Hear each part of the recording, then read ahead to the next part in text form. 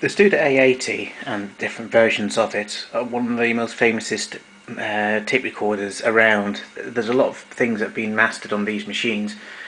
The machines came in many different formats. For instance, this one's just the stereo version. You got mono with a pilot tone. You got the A800, which was basically the same machine except it went up to 16 or 24 channels. You also had the VU machine, which is slightly older than this one, which would have a tower of amplifiers, one on top of each other, 16 to 24 of them, or just two, like a stereo machine. The machines were modified in different ways. You could get them in stereo quarter-inch tape or stereo half-inch tape for better signal-to-noise ratio and better dynamic ranges. And generally, they were a machine which is sort of like, you can't say this about many of the tape recorders around, but it is a machine that was sold worldwide. More popular than Ampex machines, more popular than Technics, more popular than anything, even Atari. These machines were probably one of the most popular machines around, especially in the 70s.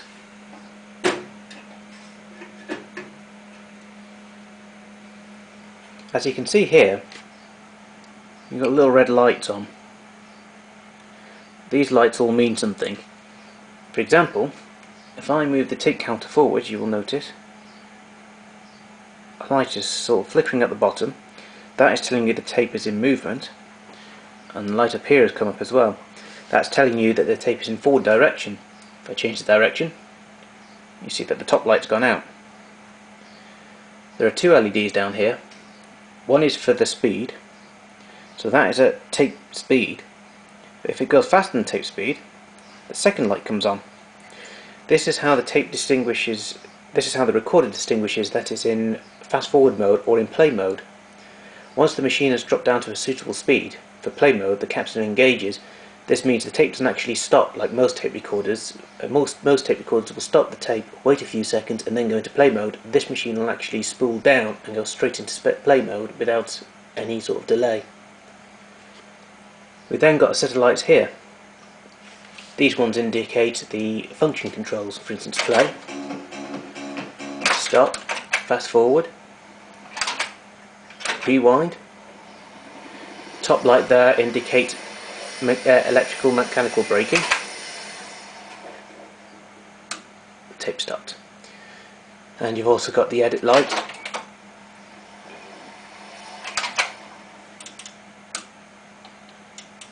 You've got a little light flashing there, which is the edit function shuttle controller.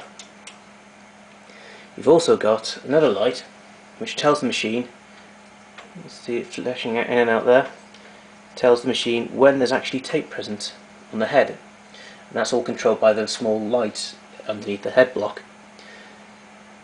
The recorder is designed in a way that if there's no tape in the machine or the tension arms have dropped out of position, the machine automatically stops, a safety feature for stopping shredding the tape.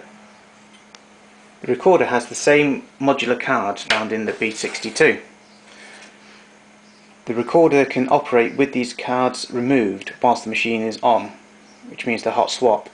In case the card should fail, instead of the engineer coming along to fix the machine, they would take the card out straight away and put in a new one. Then that card would then be taken back to the servicing department to be repaired. You've got two replay amplifiers. This one's blank, this one's a sort of junction card hidden behind here. Two record amplifiers, current to raise oscillator, and then you've got the voltage stabilizer which controls the voltages to this audio section. Now the meter bridge on a Studer A80 isn't very clever. The audio passes through the meter, and some say this affects the audio output, hence why many of these machines didn't have any VU bridges. However, on these ones have been modified, and they've got inside here another card located here. This board at the back here holds the amplifier, a 14-pin chip which powers the VU meter. The input to the chip is a very high resistance, which means it makes very little effect to the output of the recorder. Therefore the meters don't affect the output of the machine. I don't know whether or not this is a Studer device or something the BBC added. The Studer recorder could have a fader start control mechanism, and this here, I don't know whether or not it was the BBC who added these on later, or if Studer actually made machines with these. But the idea is that when this is in fader start, you should be able to pull these up and the machine will start playing, but it doesn't. But what it is doing at the moment is when it goes down to 0, shutting off. Now on some of the Studas with the meter bridge, you've got a control here 0 to 10. So when you decide to turn this down to 0, you get no output. But this machine is different, like the one beside it. You've got plus and minus 5.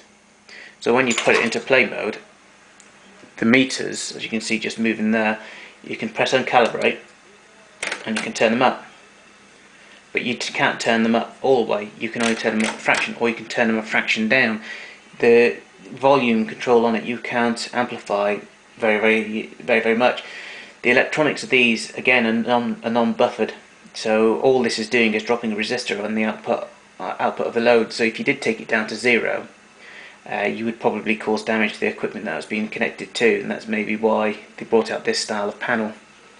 A lot of people have different ideas on what a working machine is. For instance, this machine's playing and recording and it seems that all the functions are working. However, the fader start's not working, the bearings are very noisy on it, and the variable speed control is not working. Now the machine next to it is one that I spent a fair few hours repairing and fixing. This machine has had new bearings.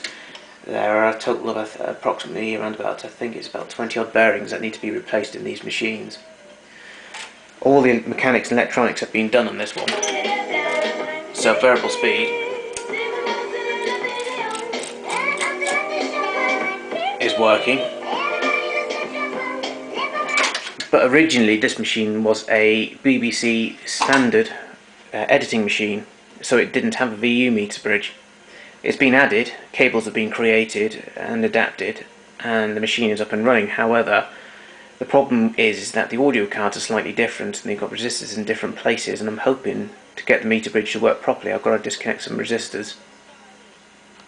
One of the noticeable differences once you've had all the bearings replaced on the machine like this is the sound and when it rewinds.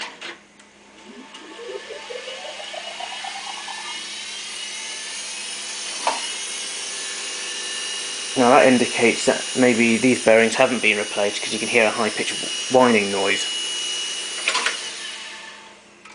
But compare it to a machine that's gone through the mill.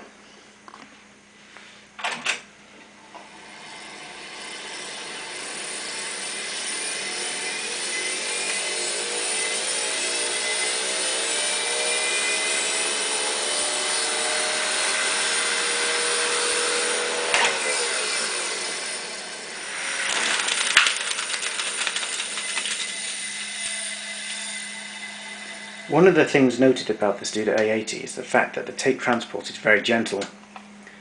However, it will play small reels. These particular reels are 3 inches in diameter, and it's very gentle on the tape. There's no excess strain there. It fills and winds fine. It doesn't put too much pressure on the tape. As you can see there, it's very slack. It's not doing the tape any damage at all.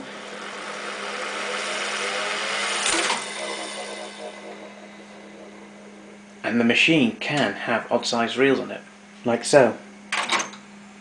The machine will play. It'll have the right tension for the left and the right.